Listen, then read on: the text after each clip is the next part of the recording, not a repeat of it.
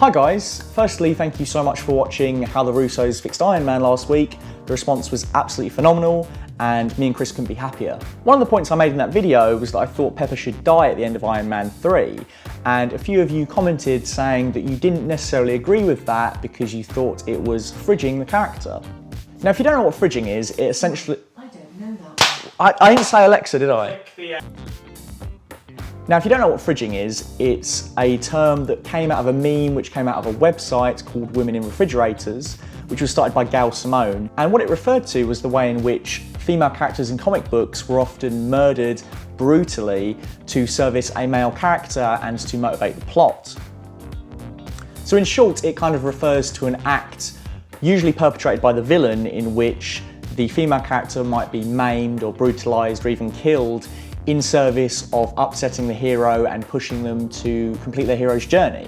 Now I don't think you're necessarily wrong if you think Pepper would have been fridged at the end of Iron Man 3, but I think for a few key reasons it's not exactly fridging. Tony's building more and more suits in the movie to try and protect the people around him. He says to Pepper at one point that she is the one thing he cannot live without. He is a control freak who is slowly losing control of his life. And at the end of the movie, I think, for him to go through that journey and to build all those suits, only to lose Pepper anyway, would be quite poignant. It would be quite a nice end to that story. If you look at something like Deadpool 2, I think that's a better example of a character being fridged rather than Iron Man 3, because in Iron Man 3, as I say, it's at the end of the story, whereas in Deadpool 2, you can tell they've done it to be convenient to the plot. His girlfriend gets killed off, and then it literally motivates him to go on that journey, which is literally fridging. Her death in Deadpool 2 is contrived, whereas Pepper's death, I don't feel like it would be. Fridging is also often brutal and nasty and drawn out, and it's implied that there was a torturous end to these female characters. That's where the term originates from, because obviously Kyle Rayner found his girlfriend cut up in a fridge. It also wouldn't be a brutal, drawn out death. I would keep the scene exactly the same in the movie where Pepper falls to her doom. I just wouldn't have her come back. I don't think that would be a torturous death a la fridging, it would be a tragic death. Because in the movie they play it really straight. The characters operate as if Pepper really has died, only to discover a few minutes later that she's actually not dead. And I think it's a bit of a weak cop-out in the movie. It never quite rings true to me when I watch it. I think it would make more sense if she was to go there. Also, Pepper's death just generally has never sat well with me amongst the MCU as a whole, because it was really the first time that trend started. You look at the way that Pepper dies only to be resurrected a few minutes later, and then you look at something like Thor: The Dark World, where Loki has this great death scene and then he doesn't die, and then Nick Fury has a great death scene in The Winter Soldier, and then he doesn't die.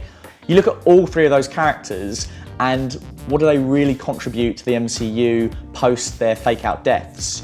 You don't really get a whole lot of Pepper in Homecoming. She's clearly written out of Civil War.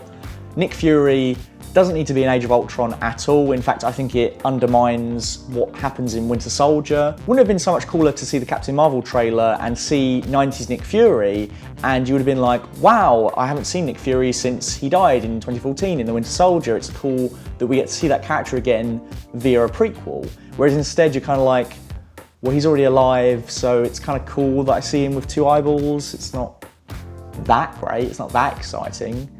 Out of those three, I'd say Loki probably has the most reason to be alive and continue to appear in future movies, but more for Ragnarok rather than Infinity War. In fact, I think in Infinity War you could argue that he is kind of fridged, because his death literally serves Thor's story. Not that it's not a great scene, but when we're thinking about killing off characters to motivate plot, that would be an example of that, I think, over Pepper dying once again.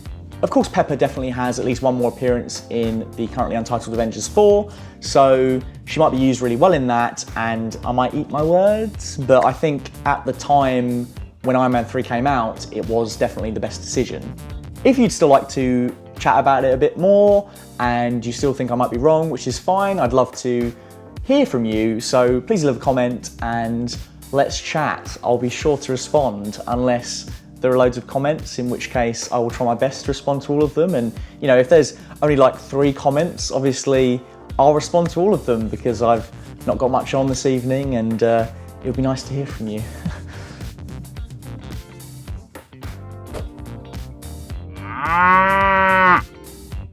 Thanks so much for watching this week's video, guys. If you'd like to see more from Form Factor videos, you can of course subscribe to our channel, and if you'd like to follow us on social media, the relevant links will be below. Chris, can you f*** off?